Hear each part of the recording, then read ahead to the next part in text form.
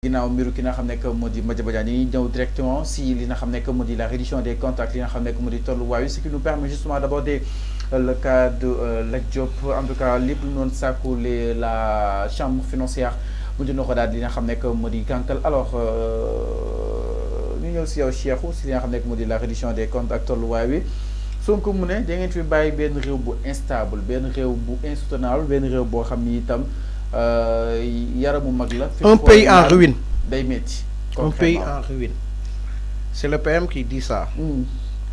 Et je pense bien que un pays en ruine suñ ko waxee si réew day indi benn njàqare si askan wi si investisseurs yi si ñëpp parce que c'est la voix autorisée et qui se prononce et ñu war a taxaw seetlu lu ñuy tuddee pays en ruine ak lan mooy pays en ruine. Pays en ruine boo xam ne dañ la fi baal BRT ñu ne pays en ruine ñu baal la fi TER ñu ne pays en ruine ñu baal la fi stade Abdoulaye Wade pays en ruine ñu baal la 18 autopont pays en ruine ñu baal la ay péage pays en ruine ñu defaral la ay tali nga xam ne boo fi jógee mën nga dem ba Saaboya si yoon bu ñuul kuk ngay jaar nga dem ba Pont Farafeñe Marsassoum Foundiougne Saint-Louis Touba fu la neexee nga ndekkee fii añee ji Ziguinchor réeree ji Saint-Louis ñibbisi ñu ne pays boobu mooy en ruine on va à nos occupations waxuma la nag jàmm ju mat sëkk bu mu fi baax mu ne ñu sommes dans un pays en ruine investisseur bu ko dégg du dugal xaalisam si réew boobu parce que pays en ruine mooy pays bi nga xam ne dafa màbb dafa daanu pays en ruine moo pays boo xam ne dem bi ak dikk bi dafa sooxe pays en ruine mooy pays bi nga xam ne école bi jàng bi dafa sooxe pays en ruine mooy santé bi dafa sooxe pays en ruine mooy le secteur informel dafa sooxe lépp dafa nërmeelu lépp daanu loolu mooy pays en ruine ñu xool Macky Sall bi mu fi jóg lim fi bàyyi ak fi ñu nekk nii lan moo ci pays en ruine lan moo ci dox lan moo ci doxul boo xoolee tey Sénégal buy Macky Sall di dem amul kenn koo xam ne tey toog na fi ñu ne Macky Sall bu muy dem dafa yoreel fonctionnaires yi fayu leen waxuma la fay sax waaye salaire yi sax Macky Sall da ko yokkoon muy. léegi police déglul muy police lan moo tax les agents municipaux di grève. déglul ba pare muy police muy gendarmerie muy agent administratif ak képp ku mu mën a ne salaire yi waxuma la fay de mais da ko yokk. ñu ne loolu lépp sabotage la. déglul ñu ne sabotage d'accord ñoom ñoo koy wax léegi ñu ne pays boobu pays en ruine la. tey ñu ñëw pays le prix des denrées de première nécessité ñëpp gis nañ dafa flambé dafa yokk transport ñëpp gis nañ dafa yokk waxuma la yokk nag mais les problèmes sont immenses njàng mi étudiants yi barke démb rek ñu ngi grève bourse Macky Sall nekk na fi ba mu jóge fii les dernières années kenn déggul étudiants yi grève ci ay bourse avant le 5 mu fay leen tey étudiants yi génnaat nañ di grève parce que fayuñu leen municipalité yi ngay wax noonu Macky Sall bu mu fi nekkee mais dafa teg ay décret pour les municipalités mu yokk seen salaire mais également conseil yi fa nekk les adjoints li ñu doon fay ñu yokk ko da ko bind bataaxal teg pour bu ñu ñëwee ñu mën ko appliquer Macky Sall bu muy dem bàyyi fi réew boo xam ne tey di nga bëgg a jóge fii ki doon jóge biir Dakar di dem Diamniadio mujj gi day gaare otom dugg ci terre bi sakkanal poosam sakkanal essence am dem Diamniadio liggéey ñëpp ñu doon wax naan terre bi yàq xaalis la def ci ay 1000 milliards di saboter di wax lu ne tey ñoom ñooy dugg ci terre bi di dem Diamniadio di wàcc di jël seen oto di ñibbi seen kër yi. BRT bi ñu doon wax bi ñu doon yàq dem ba ko yàq bu koo taal tey boo demee léegi nii BRT bi day fees tap nit ñi di puusalante nit ñi di dem Guédiawaye di dem ville di liggéey réew buy dox il faut gagner l'espace et le temps Macky Sall loolu la xam loolu la fi bàyyi.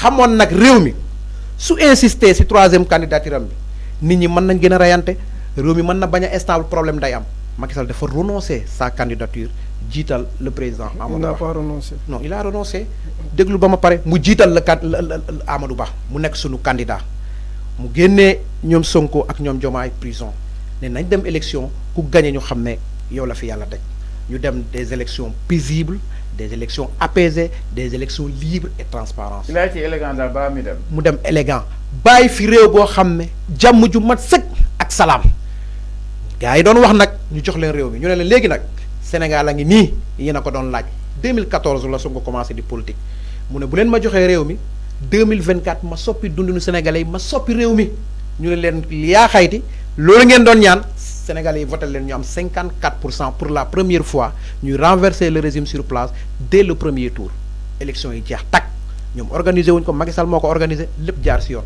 ñu jox leen réew mi boobu ba léegi li ñu doon xaar si ñoom mooy si dund bu cher bi li ñu doon xaar si ñoom mooy secteur transport bi nga xam ne accident matin midi soir. ci ñu réglé ko parce que c'est l'ex ministre. ci diggante bi tey bu nekk président moo doon taxaw ne Mansour Faye doit démissionner parce que tey ñii dee si tali bi bu nangul démissionner dañoo war a sippi loxoom sax si ndab li bu mu faloo fii il a fait même pas 6 mois 7 mois li dee si tali bi kenn mënu ko compter. comparé à Mansour Faye non Mansour Faye a fait combien d'années? Vous avez fait combien de mois? Je parle de mois. Vous avez fait même pas 7 mois. ñaata nit ñoo dee si tali bi kenn du ko wax loolu pare étudiants yaa ngi nii barke démb ñu ngi grève et les bourses dans tout ça université Ziguinchor dañ ko tëj vous avez même pas fait encore 9 mois. déglul université Ziguinchor dañ ko tëj étudiants yi ñoo fa nekkoon di grève dañ ko tëj loolu jeex boo demee tey les arachides ngeen ne tey kilo gerte 305 francs loolu ngeen wax yéen a koy jënd pour relever la Sonacos yéen a ngi xam ñaata nit ngeen rey si àll bi ñaata cultivateur tey ngeen rey si àll bi xam ngeen ko ñun boo demee fu ñu dëkk la département de Nioro du Rip heure bi may wax ak yow nii da doon fekk machine yaa ngi xolli gerte jigéen yi di fayang camions yi di wàccee ñii di yeb ñii di peser ñii di bind ku ci ne lu mu deedee sa kër mën nga xëy jigéen bi fayang mën na wàccee 3000 wala 4000 kii sarse oto di wàcce oto mën na am 5000 wala 6000 kii taxaw si bassul bi yor bikam di bind mën na am 2000 wala 3000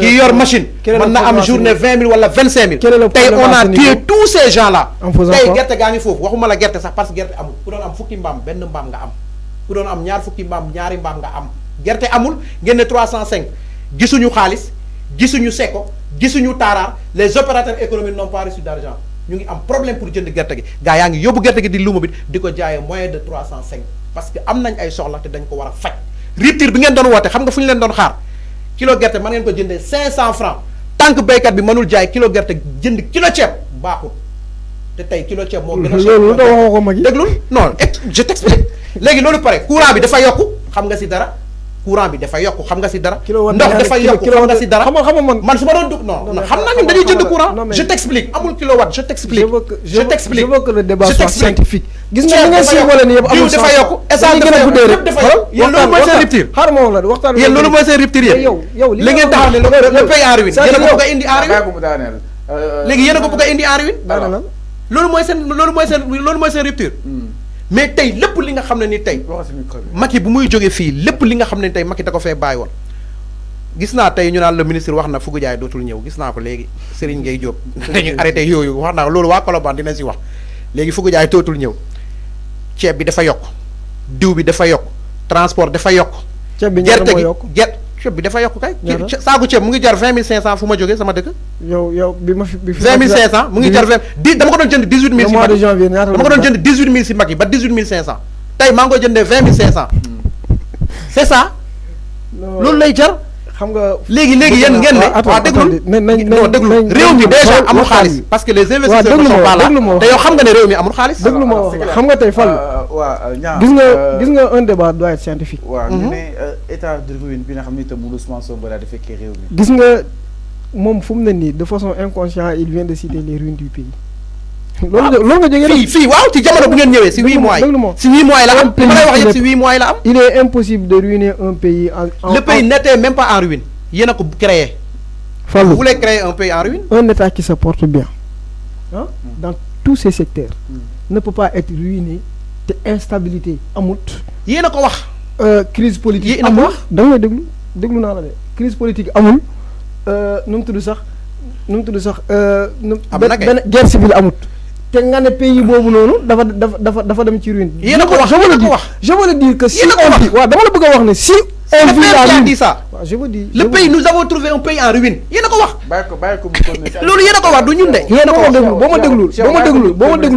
Vas-y. Je suis en train de lui dire. Vas-y.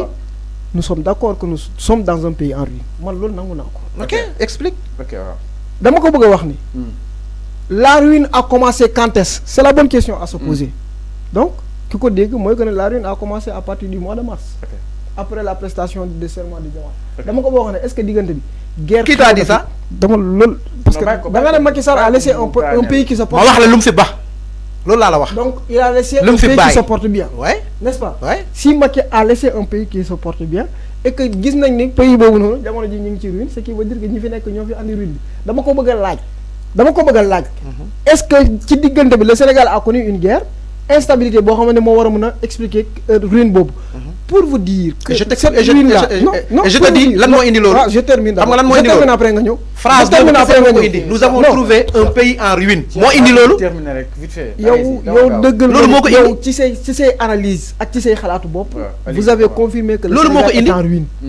Et je vous confirme que le Sénégal est en ruine et que ça date depuis plus des années. Yéna ko wax. Xam nga Fallou. Yéna ko wax. Le Sénégal mi ngi en ruine parce que mais nangu na ko fu ñu nekk nii yéna ko indi mané ruine bobu yéna koy indi fu ñu nekk nii yéna koy indi. Ah comme Sonko dafa non moko phrase bobu non. Mo fi mom indi ruine. Mo indi moy nekk ci Fallou, je vous dis une chose. Le Sénégal est en ruine. Celui qui connaît Fallou, celui qui connaît l'établissement et l'exécution du budget.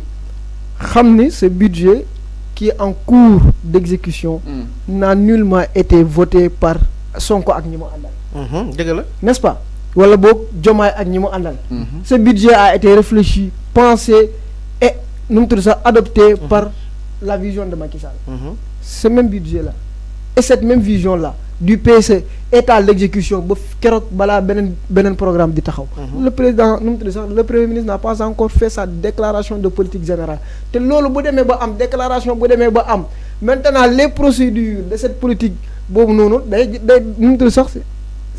ça ne se passe pas au lendemain. Je veux le dire que le Sénégal d'aujourd'hui est le résultat du Sénégal d'hier. Da ngay nangu ni waji bu yuuxo c'est parce que dóor yee saf.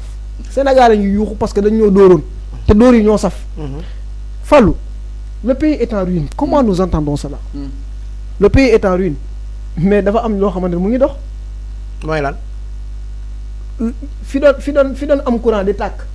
Dëkk yu doon am lampe di am lumière di am courant ba légui ñu am électricité. Donc si on parle de ruine, on parle dans quel sens et dans quel secteur? C'est la bonne question à se poser Fallou. Xam dama la bëgg wax. Mais attends. Sonko ci ban contexte la waxee ruine? Courant bobu kan mo fi indi?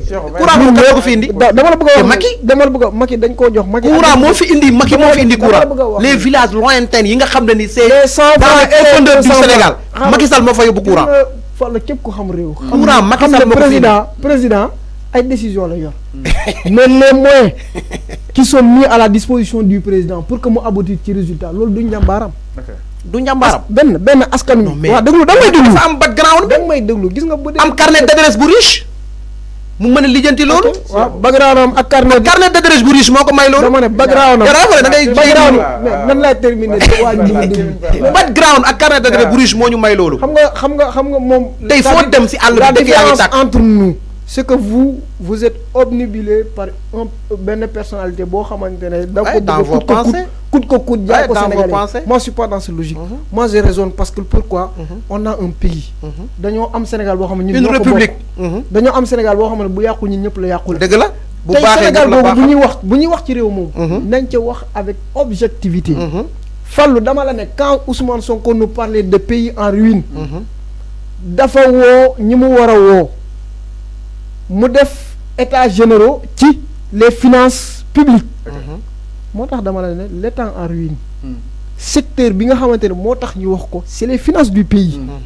Maintenant bo bëggé expliquer la ruine du pays nous tuddu sax nga bëgg ko expliquer ci guerre bi alors que guerre gi dañoo mais mais lolu ben parti la ci affaire ben parti la. Motax mané la l'agriculture tu peux pas prendre mais l'agriculture bobu non. Aujourd'hui l'agriculteur qui bay gertem diko jaay koku aujourd'hui il est plus heureux que hier parce que amul gerte bu mu jaay sax koku amul. Mais lolu amuñ dara. Est-ce que Sonko mo segon ci tool yi amuñ dara. Est-ce que Sonko mo segon ci tool yi bay? C'est clair. Engrais bi ngeen indi mo baaxul. Fallou gis nga Fallou gis nga waxtaan bi du mën a neex.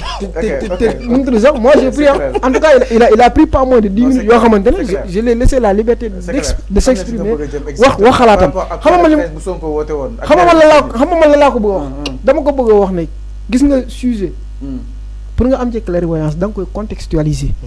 On a parlé de pays en ruine parce que les finances publiques se portaient mal. C'était ça. Non, mais les finances publiques, après Macky l'ont porté mal. Après Macky l'ont porté mal. C'est après Macky. Les finances publiques après Macky l'ont porté mal. Merci.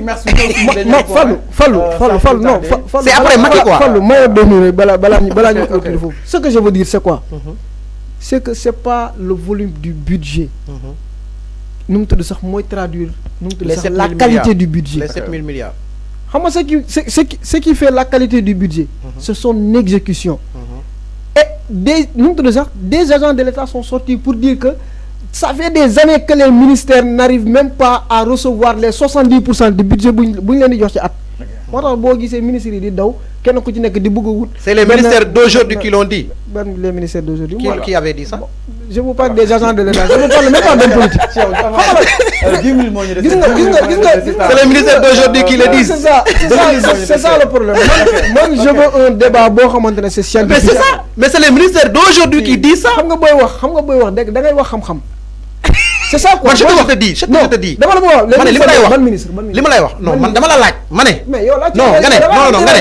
Les ministères ont dit. C'est les ministères d'aujourd'hui qui le disent. Explique. Explique. Je vous ai dit agent de l'État. Agent de l'État, nous sommes les ministres. Ban agent de l'État, agent de l'État, nous sommes les ministres. Fallou. Gis nga bu ñu bëggee am débat constructif. Il va falloir que tey li ñuy avancer lu ne rek ñi teg ko ci nu mu tudd sax. Pourtant c'est ce qu'on est en train de faire. xam nga tey koo xamante ne il va expliquer la ruine du pays parce que léegi foog a jaay. parce que dafa d'accord ci loolu yéen ruine du pays. da ngeen ñëw kooku mën na bokk ak waaju baax waaju baax. waaw loolu seen ministre. parce qu'il fait rire dama ko lire man seen ministre moo ko bind. man dama ko lire léegi. mais dama ne vous voulez expliquer la situation du pays. parce que foog a jaay. non foog a jaay day arrêté non moo ko wax. man dama xam mais dama la bëgg a wax ma ne. yaa ngi xeeb loolu yaa ngi xeeb loolu. xam nga lan nga def waaw non vous pouvez pas expliquer. parce que yaa ngi xeeb loolu. il est temps d'écouter ñu expliquer. gis nga vous avez pris. yaa ngi xeeb loolu yaa ngi xeeb loolu sax. dama ne vous avez pris. Tu connais combien de pères de famille gagnent leur vie? Arrête de parler sur des particuliers, allons vers le général, des choses plus concrètes. Mais yoy ngay bolé nga am le concret. Yoy ngay bolé nga am le général. La question que vous avez posée. Yaa ngi xeeb loolu instant bi. Vous avez parlé de la réduction des comptes. Réduction des comptes si la bëgg ñëw ni. Moo tax il a trahi la philosophie du débat parce qu'il a au lieu de parler de la finance du pays, il a décidé de parler des Fogadiaï. Alors. Sa décision là parce que exactement, c'est la réduction des comptes sans plus tarder. Il nous reste que